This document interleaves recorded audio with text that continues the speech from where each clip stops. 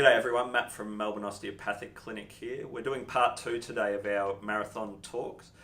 Today I wanted to ask Andrew a few questions regarding his nutrition and hydration throughout his training program. So Andrew, did you find certain meals that you tended to eat on a daily basis, or particularly before that big run on the weekend? Were there certain things that you tried to do to ensure that you got the best out of your performance? Yeah, well, the hardest thing, Matty, for a first-time marathoner was trying to figure out, what you do need to eat.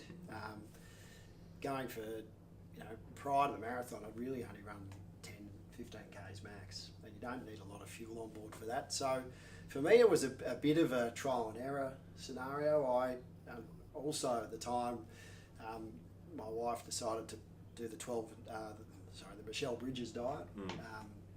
So that was a weight loss diet, so it probably wasn't the best option in the build-up in hindsight, but that was full of healthy protein-based foods, unfortunately a bit low on carbs, so I had to substitute, especially in the longer run weeks. Carbs, that's what the body uses first up. You need to load that up and do that before your long run. So your basic pastas and these sorts of things. Trying to keep fairly low fat as well. I invested a lot of time and energy looking at bars, different carb-based protein bars. There's so many products out there that you get a bit bamboozled. I can't stomach the goo. It's too sweet, too sickly. I just get a stitch. So I found a Chomp. It's made by the same brand, but it's a lolly, like an oversized raspberry lolly that has the carbs in it. So I just put that. Roughly from the 10k mark, I started fueling. Hydration all the way through. I carried a fuel belt.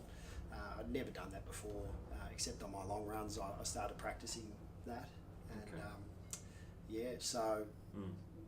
Okay, so what about day-to-day hydration? Were you finding that overall during your week, even the days that you weren't running, you were drinking more fluids? Absolutely.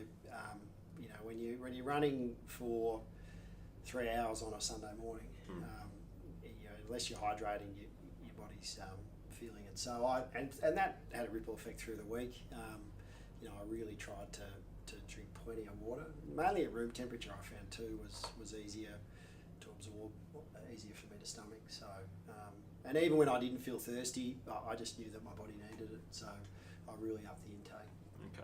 Okay. All right, that's part 2 there, folks. Keep an eye out in a couple of days and we'll be sending part 3 of our discussion on marathon preparation in lieu of the marathon getting underway in a few weeks. So keep an eye out.